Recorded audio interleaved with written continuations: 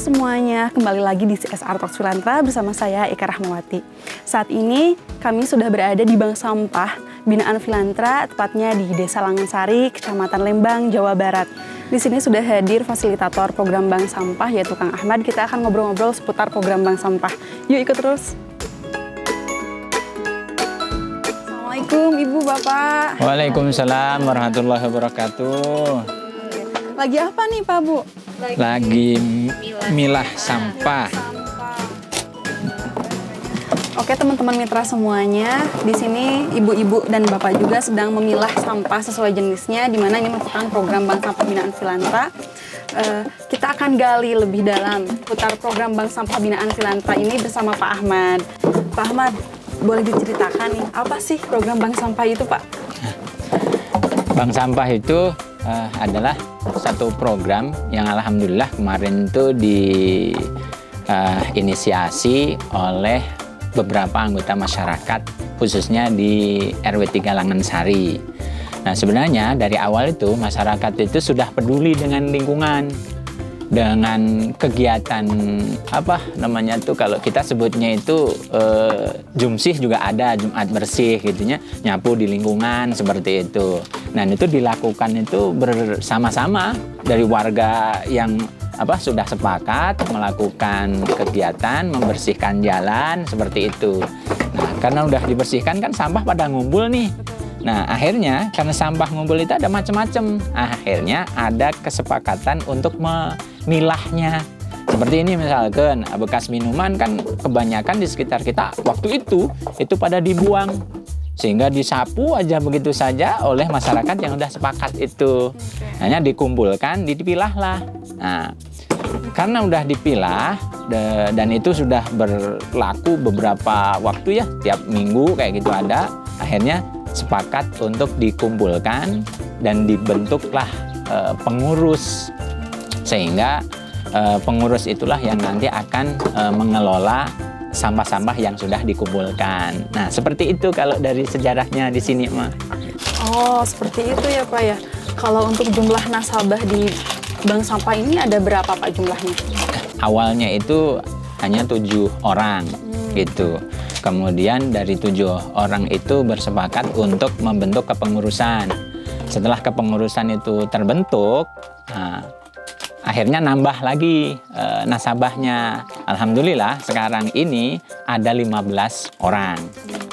Iya, dan itu aktif setiap minggu dia itu setor ke sini gitu. Jadi dibawa sendiri dan memang sudah sepakat sama pengurus itu dan dibawa ke sini kemudian langsung ditimbang di sini gitu.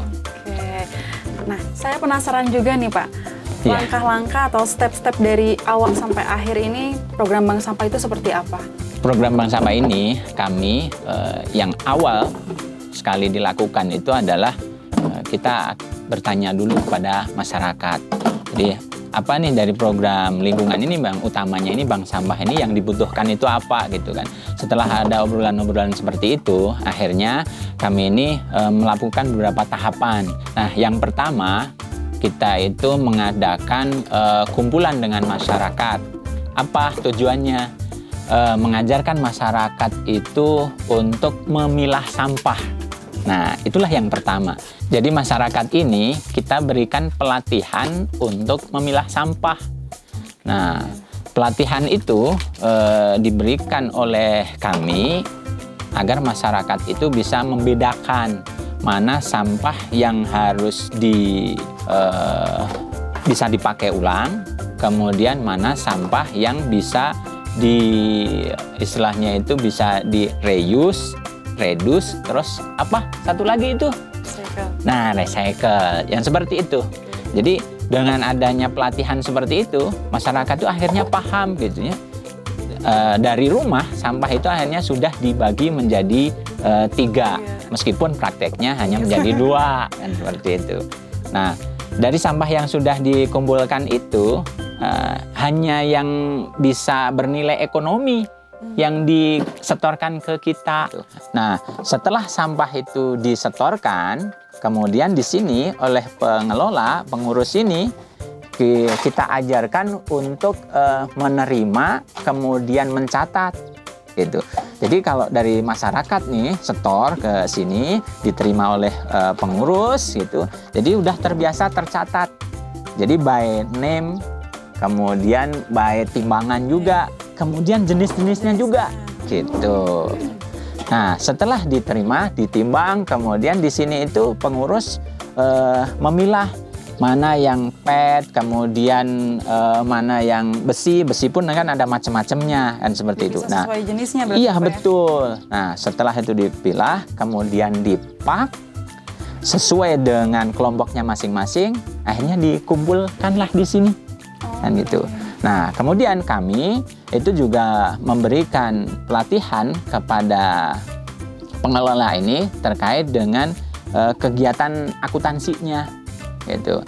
Nah, dari pelatihan akuntansi itu akhirnya pengelola ini bisa memilah, kemudian mencatat sesuai dengan harinya, kemudian siapanya yang menyetorkan seperti itu, kemudian ditulis berapa hasilnya. Nah, kalau sudah masuk kepada hasil, ini menjadi tahapan yang menuju tahap akhir lah kan seperti itu.